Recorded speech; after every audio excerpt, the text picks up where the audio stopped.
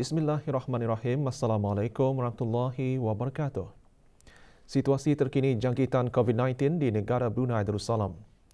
2 kes dah berada dalam kategori 5 iaitu mereka yang memerlukan rawatan di unit rawatan intensif ICU dan 2 kes berada dalam kategori 4 iaitu mereka yang memerlukan bantuan oksigen dan di bawah pemantauan rapi. Kementerian Kesihatan maklumkan jumlah keseluruhan pemberian vaksin dos pertama bagi kanak-kanak berumur 5 hingga 11 tahun ialah 84.1% dan 69.2% bagi dos kedua. Dalam pada itu, liputan bagi rakyat dan penduduk negara ini yang telah mendapatkan 3 dos vaksin adalah 71.9%.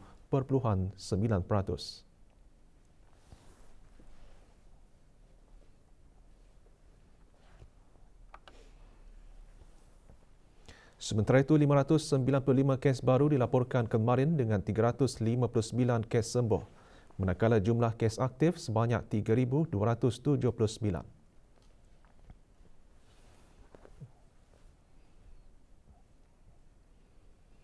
Penerbangan pertama bakal jemaah haji negara Brunei Darussalam selamat tiba di kota suci Madinah kira-kira pukul 8.25 malam tadi waktu tempatan.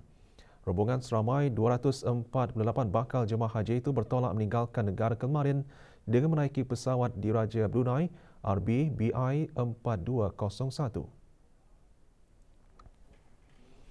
Hadir mengucapkan selamat berlayar kepada bakal jemaah haji yang berhormat Pihin Udana Khatib Datuk Paduka Seri Setia Ustaz Haji Awang Badruddin bin Pengarah Datuk Paduka Haji Awang Osman, Menteri Halih Wal Agama. Yang berhormat Pihin Datu Lailan Raja Major Jeneral Besara Datuk Paduka Seri Haji Awang Halbi bin Haji Muhammad Yusof, Menteri di Jabatan Perdana Menteri, dan yang berhormat Datuk Seri Setia Dr. Awang Haji Muhammad Isham bin Haji Jaafar, Menteri Kesihatan. Juga hadir Awang Haji Khairuddin bin Haji Abdul Hamid, Pemangku Menteri di Jabatan Perdana Menteri dan Menteri Kewangan dan Ekonomi kedua selaku pengerusi Lembaga Pengarah Darussalam Holdings Sendirian Berhad.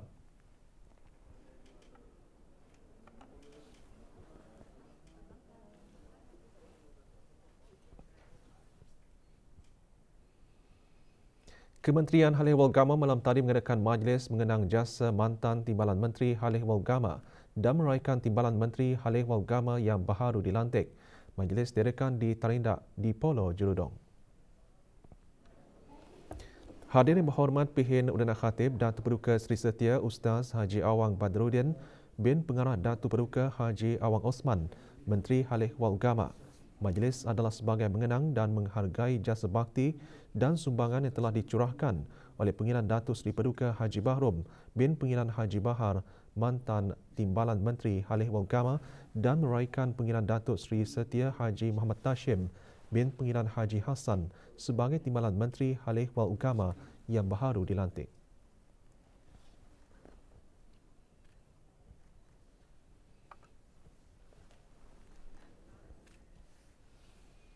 Jabatan Tenaga meletakkan fokusnya terhadap 3 bidang utama dalam memenuhi keperluan keselamatan tenaga di negara ini, iaitu mengurus sumber hidrokarbon dengan berkesan dan mampan, mempelbagaikan campuran tenaga negara dan meningkatkan perkhidmatan tenaga.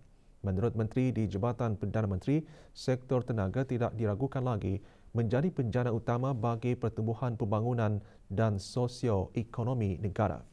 Keseluruhan sektor tenaga pada tahun lalu menyumbang bagi 58.8% atau 11 bilion ringgit dari keluaran dalam negeri kasar KDNK.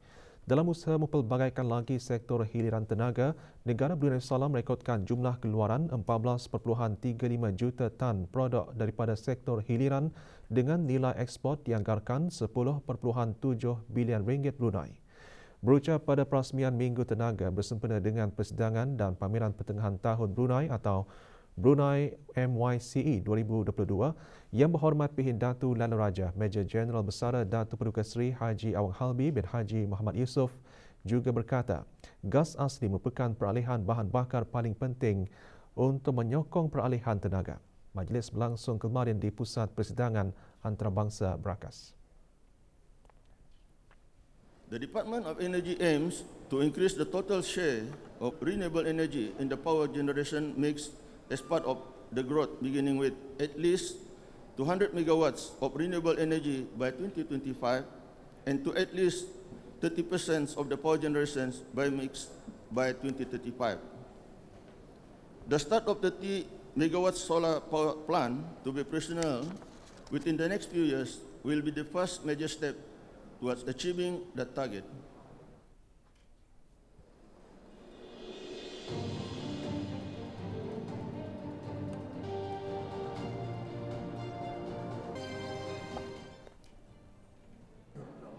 Dengan tema Jaminan Tenaga dan Peralihan Tenaga hari ini dan seterusnya, pelancaran Minggu Tenaga disempurnakan oleh Menteri di Jabatan Perdana Menteri Yang Berhormat Datuk Seri Paduka Dr. Awang Haji Abdul Manaf bin Haji Matusin, Menteri Sumber Semula Utama dan Pelancongan dan Yang Berhormat Awang Haji Nazmi bin Haji Muhammad, Menteri Kebudayaan, Belia dan Sukan. Minggu Tenaga diadakan sehingga 18 Jun yang antara lain mengetengahkan pameran mengenai tenaga. Sesi market engagement juga diadakan selama 4 hari dengan tujuan menghubungkan para pengusaha tempatan dan syarikat-syarikat dengan pengendali minyak dan gas di negara ini.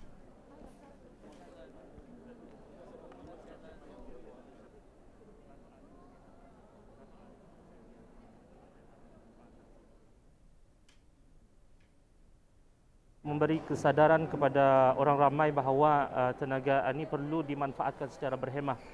Dan juga memberi pengetahuan kepada orang ramai dari mana hasil ataupun sumber tenaga di negara kita ni seperti tenaga elektrik dan sebagainya. 207 pelajar dari pelbagai program dianugerahkan Conditional Offer of Employment COE oleh Hengi Industries Sdn Bhd di bawah kerjasama Politeknik Brunei PB dan Institut Pendidikan Teknikal Brunei IBTE. Sehubungan itu, petang kemarin diadakan Majlis Penandatanganan COE bersempena Brunei MYCE 2022 di Pusat Persidangan Antarabangsa Brakas. Terdahulu, Awang Haji Azhar bin Haji Yahya setiausaha tetap di Jabatan Tenaga Jabatan Perdana Menteri dalam ucapan alu-aluannya antara lain menekankan kepentingan program COE dan perlunya pihak-pihak berkepentingan untuk terus bekerjasama bagi membantu keperluan pertumbuhan industri. Hadir menyaksikan majlis penandatanganan Awang Haji Khairuddin bin Haji Abdul Hamid, pemangku menteri di Jabatan Perdana Menteri dan Menteri Kewangan dan Ekonomi kedua. Juga hadir Puan Yang Terutama Yu Hong, Duta Besar Istimewa dan Mutlak Republik Rakyat China ke negara ini.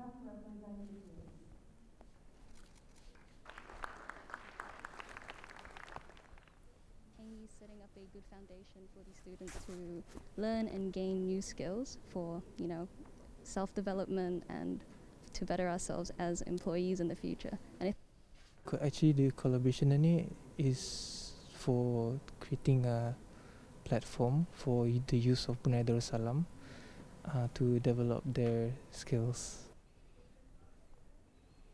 Syarikat Minyak Brunei Shell Sdn Bhd BSP memperkenalkan Sistem Analisis Nilai SBA Brunei yang merupakan sebahagian daripada program Minggu Tenaga sempena Brunei MYCE 2022. Majlis pelancaran yang berlangsung petang kemarin di Pusat Persidangan Antarabangsa Brakas. Agneta Johnsgard-Lewis mengarah urusan BSP dan pengerusi Shell Country dalam ucapan alu-aluannya antara lain berkata, BSP komited untuk menjadi rakan kongsi yang dipercayai dan memberikan sokongannya untuk membentuk dasar yang boleh menyokong cita-cita negara menuju sifar bersih menjelang tahun 2050. Hadir Awang Haji Azhar bin Haji Yahya, setiausaha tetap di Jabatan Tenaga Jabatan Perdana Menteri. SVA penting untuk memahami bagaimana negara boleh memanfaatkan secara kolektif daripada peralihan tenaga bersih dan mendapat manfaat daripada kesan sosio dan ekonomi projek hijau.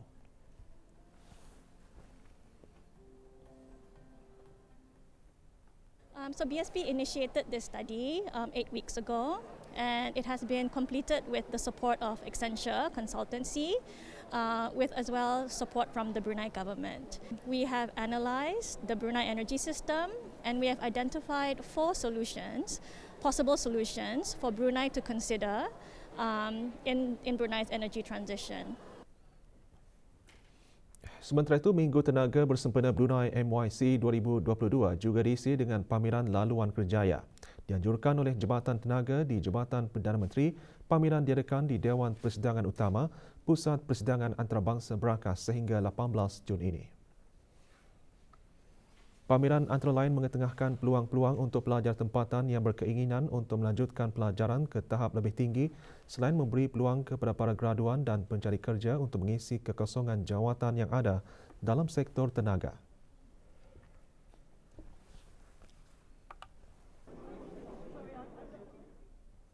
Meneroka laluan kerjaya dengan dan juga berinteraksi lah secara berlangsung dengan company-company yang ada di career pathway ini.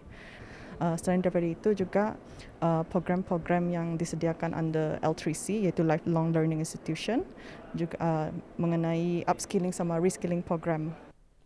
Kalau boleh pengalaman itu penting lah, penting. Suasanya pasal sekarang ini memerlukan orang yang pengalaman untuk mengangkat barang-barang, mestinya barang-barang Malaysia. Mempunyai 5 jawatan kosong iaitu Occupational Health Specialist, Quantity Coordinator dan juga Quantity Surveyor sama 2 Reliability Engineer positions iaitu dalam bidang Electrical dan Instrumentation dan juga Mechanical. Kerjasama antara negara Brunei Darussalam dan Amerika Syarikat terus berkembang dalam pelbagai bidang termasuk usaha meningkatkan keselamatan serantau, memerangi perubahan iklim serta mengukuhkan hubungan rakyat dengan rakyat melalui pertukaran program-program akademik. Perkara itu antara yang ditekankan oleh Duta Besar Istimewa dan Mutlak Amerika Syarikat ke negara Brunei Darussalam semasa majlis resepsi Hari Kemerdekaan Amerika Syarikat ke-246. Majlis berlangsung malam tadi di kediaman rasmi Kedutaan Amerika Syarikat di Kampung Katok.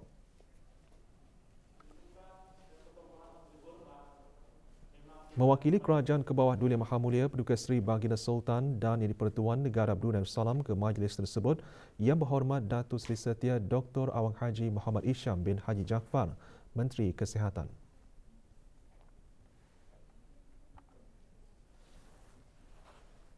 Puan Yang Terutama Karen McClellan dalam ucapannya juga menyatakan situasi pandemik menyebabkan kedua-dua negara untuk lebih kreatif dalam bekerjasama menyelesaikan cabaran demi kepentingan bersama dan rantau Indo-Pasifik.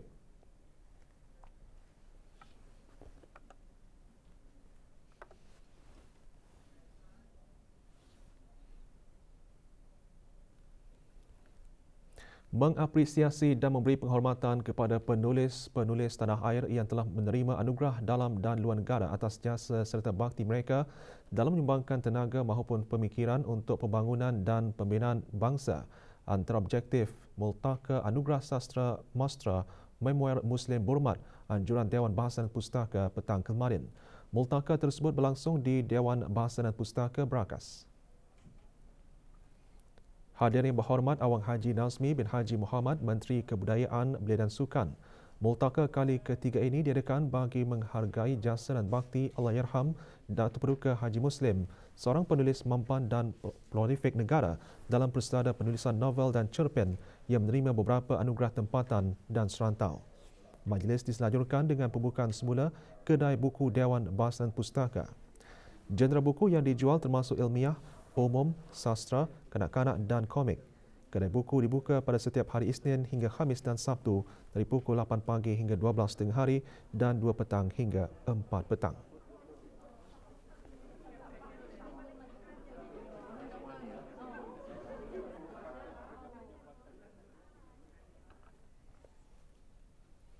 Sebuah keluarga yang terlibat dalam kejadian kebakaran rumah di rancangan perumahan negara Kampung Lumut, daerah Blaid, kemarin menerima bantuan kewangan dari Jabatan Pembangunan Masyarakat JAPIM.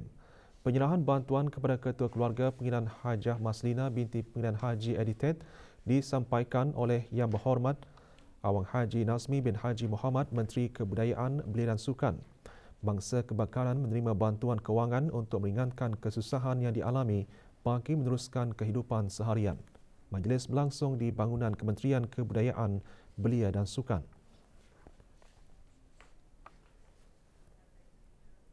Syarikat Darussalam Holding Sendirian Berhad mengadakan majlis doa selamat bagi memohon keselamatan perjalanan bakal jemaah haji ke Tanah Suci dan segala urusan haji berjalan dengan sempurna.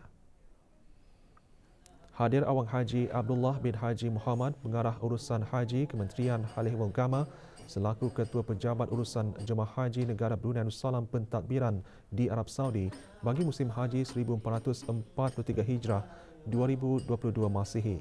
Hadir bersama Pimpinan Haji Salimin bin Pimpinan Haji Daud, Konsul Agong di Pejabat Konsulat Agong Negara Brunei Darussalam di Jeddah. Majlis berlangsung di Hotel Dalah Taibah, Madinah Al Munawwarah.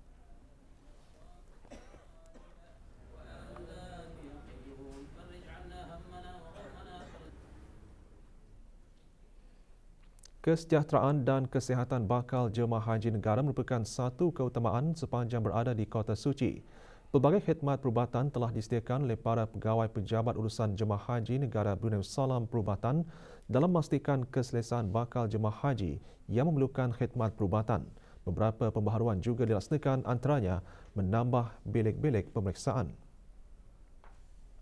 Pada tahun ini ada 2 bilik pemeriksaan iaitu untuk jemaah lelaki dan juga perempuan, dan juga 1 bilik untuk pemeriksaan akut dan juga rawatan bagi masalah-masalah kecemasan ataupun yang memerlukan rawatan lanjut di hospital-hospital di Madinah.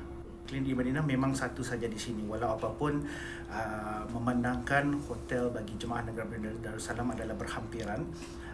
Pihak kami akan memberikan ataupun memaklumkan jemaah mengenai waktu-waktu perkhidmatan klinik di Hotel Dalah Taibah ini.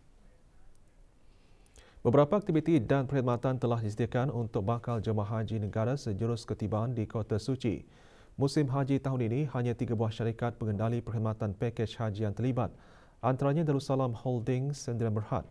Ketika ditemui pelapor haji RTB dalam memenuhi keperluan jemaah seperti tempat penginapan dan pengangkutan, pihak syarikat tersebut pada tahun ini menggunakan sebuah hotel di Madinah Al Munawwarah iaitu Dalah Taibah dan 3 buah hotel di Kota Mekah Al Mukarramah iaitu Al Ghufran Safwah, Le Meridian dan Hotel Voco Intercontinental.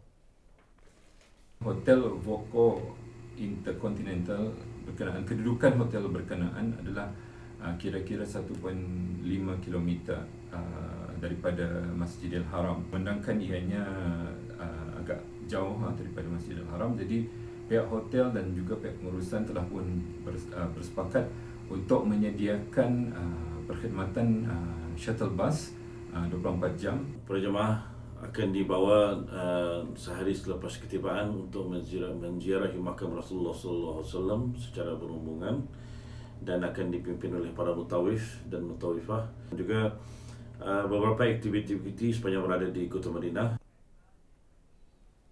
Siri Kongres Antarabangsa Bahasa Sastra dan Budaya Melayu sempena Bulan Bahasa Anjuran Dewan Bahasa dan Pustaka di BP Brunei melalui bahagian pembinaan dan pengembangan bahasa diteruskan lagi kemarin secara maya.